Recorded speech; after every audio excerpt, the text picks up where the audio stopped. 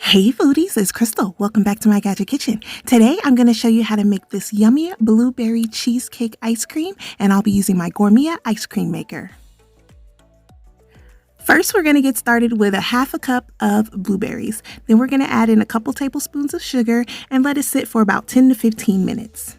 Now, let's crush up some graham crackers. You're going to need about half a cup. Next, I've got 6 ounces of cream cheese softened and 1 cup of sugar, and we're going to mix that together till it's nice and creamy. And then we're going to go back to those blueberries and we're going to mash them up with a spoon. And once your blueberries have been mashed, we're going to pour those into your bowl with the cream cheese and sugar, and we're going to mix that together until everything is well incorporated.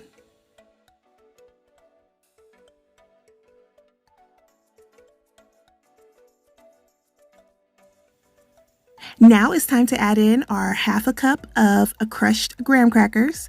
Mix that together, and then we're going to add in 1 cup of half and half and 2 cups of heavy cream. Once all of your ingredients have been mixed together thoroughly, go ahead and add them to your ice cream machine. Make sure you follow the instructions for your particular ice cream machine make and model.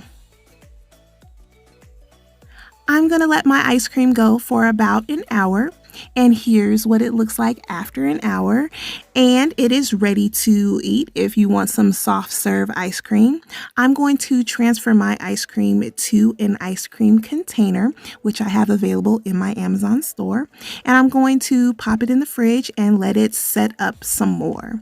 I did have some graham cracker crumbs left over, so I did sprinkle a few over the top. That's completely optional. And once your ice cream has set up, it's time to serve it up and eat it up. A perfect treat for those hot, sunny days. So, what did you think of this yummy recipe? Well, if you liked it, please give me a thumbs up, as it really does help other people find my channel.